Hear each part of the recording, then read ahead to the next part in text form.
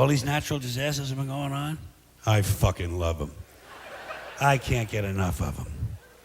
Oh, when nature's going crazy, throwing things around, scaring people and destroying property, I'm a happy fucking guy. I'm a happy fucking guy. I look at it this way. For centuries now, man has done everything he can to destroy, defile, and interfere with nature. Clear-cutting forests, strip mining mountains, poisoning the atmosphere, overfishing the oceans, polluting the rivers and lakes, destroying wetlands and aquifers. So when nature strikes back and smacks man in the head and kicks him in the nuts, I enjoy that. I have absolutely no sympathy for human beings whatsoever. None. And no matter what kind of problem humans are facing, whether it's natural or man-made, I always hope it gets worse. Don't you have a part of you that secretly hopes everything gets worse?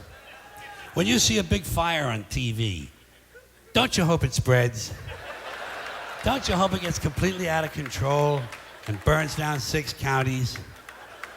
You don't root for the firemen, do you? I mean, I don't want them to get hurt or nothing, but I don't want them putting out my fire. That's my fire. That's nature showing off and having fun. I like fires. You know something else I like? Those spring floods in the Midwest. Aren't they great? Like clockwork. Spring floods in the Midwest. But I'm starting to catch on that every year it's the same story. Another flood in the same place with the same people on the same river. Same fucking people! And these people do not move. They will not fucking move. There's no learning curve with these people. It's very hard to feel sorry for them. Every year, same people, same rowboats, out there paddling around, rescuing a chicken. What the fuck kind of a life is that? Well, our kids love it here. Oh, really? What do they got, gills? And while they're showing all that shit on the screen, the announcer is saying to me, "It's been raining steadily for 3 months now. The ground can't hold any more water. The river is cresting higher than it has in 2 centuries. The levees have washed away, and I just hope it keeps raining and raining and raining and raining and raining and raining and raining and raining and raining and raining and raining and raining and raining, and it rains steadily for 5 years. And then after that, for 10 years, it's cloudy, with occasional showers, and the river never returns to its natural banks.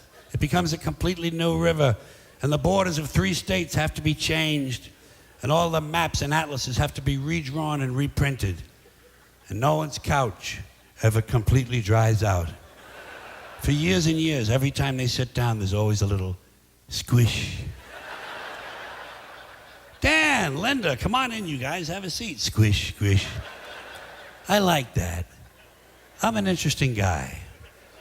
I always hope that no matter how small the original problem is, it's going to grow into bigger and bigger proportions that get completely out of control, and I'll give you a concrete example. Let's say a water main breaks in downtown Los Angeles and it floods an electrical substation, knocking out all the traffic lights and tying up the entire city, and emergency vehicles can't get through. And at the same time, one of those month-long global warming heat waves comes along, but there's no air conditioning, there's no water for sanitation, so cholera, smallpox, and dysentery break out, and thousands of people start dying in the streets. But before they die, parasites eat their brains, and they go completely fucking crazy, and they storm the hospital, but the hospital can't handle all the casualties, so these people rape all the nurses and set the hospital on fire. And the flames drive them even crazier, so they start stabbing social workers and garbage men. And a big wind comes along and the entire city goes up in flames, and the people who are still healthy, they get mad at the sick people and they start crucifying them, nailing them to crosses, trying on their underwear, shit like that. Then everybody smokes crack and PCP, and they march on City Hall where they burn the mayor at the stake, strangle his wife, and take turns sodomizing the statue of Larry Flint. And at this point, it looks like pretty soon things are going to start to get out of control. So everybody panics and tries to leave the city at the same time. And they trample each other to death in the streets by the thousands, and wild dogs eat their corpses. And the wild dogs chase the rest of the people down the highway, and one by one the dogs pick off the old fucks and the slow people because they're in the fast lane where they don't belong. Get the fuck out of the fast lane if you're an old fuck, if you're a slow fuck. Get over on the right. Get over on the right. And the lucky ones, the lucky people who manage to make it all the way outside of town, they discover when they get there that big sparks from the city have lit the suburbs on fire, and the suburbs burn uncontrollably, and thousands of identical homes have identical fires with identical smoke, killing all the identical soccer moms and their identical kids named Jason and Jennifer. And now the fire spreads to the farmlands, and the farmlands burn intensely at 425 degrees, creating millions of baked potatoes. And as the farmlands burn, thousands of barns and farmhouses begin to explode from all the hidden methamphetamine labs. And the meth chemicals run downhill into the rivers and streams where wild animals drink the water and get completely geeked on speed. So bears and wolves, amped up on crank, start roaming the countryside looking for people to eat, even though they're not really hungry. And the fire spreads to the forest, and the forests burn furiously, and hundreds of elves and trolls and fairies come running out of the woods screaming, "Bambi is dead! Bambi is dead!" And he is. Finally, that fucking little cunt, Bambi, is dead. Dead. Now hundreds of regional fires come together into one huge interstate inferno, and all 12 of the western United States are burning out of control, except Utah, where the Mormons don't allow fires. And the fire spreads across the Great Plains, toasting the wheat, cooking the cattle, and producing hamburgers, actually. Then it leaps the Mississippi and races through the South, blowing up stills, interrupting lynchings, and killing millions of inbred people.